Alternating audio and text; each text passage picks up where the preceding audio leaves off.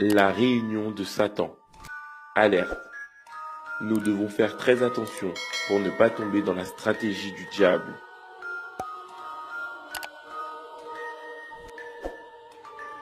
Satan a convoqué une convention mondiale de démons.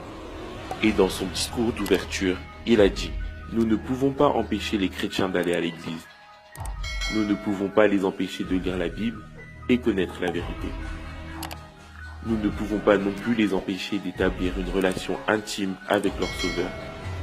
Et une fois qu'ils ont établi cette connexion avec Jésus, notre pouvoir sur eux est brisé. Alors, laissons-les aller à l'église, mais voulons-leur le temps qu'il leur reste, de telle sorte qu'il n'ait pas de temps pour développer leur relation avec Jésus-Christ.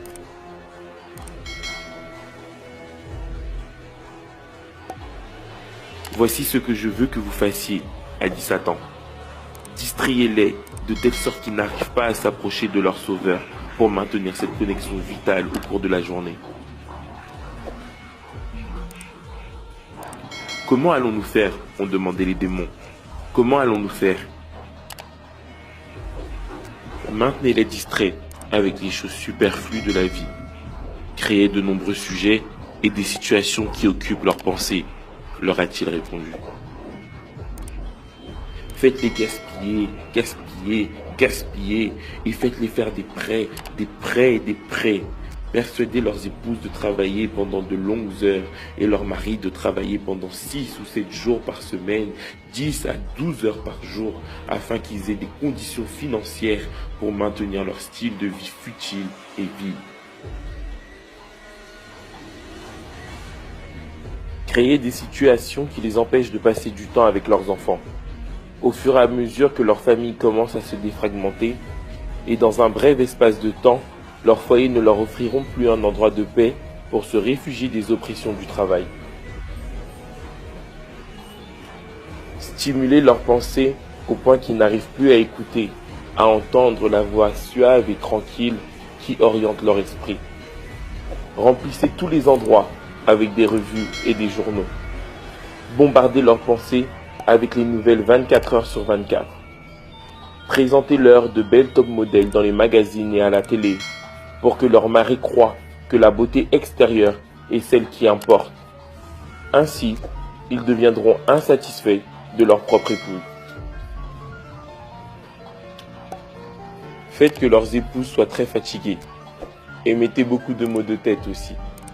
Car si elles ne donnent pas à leur mari l'amour qu'ils ont besoin, et vice-versa, ils vont commencer à chercher ailleurs. Et cela sans doute rapidement défragmentera leur famille.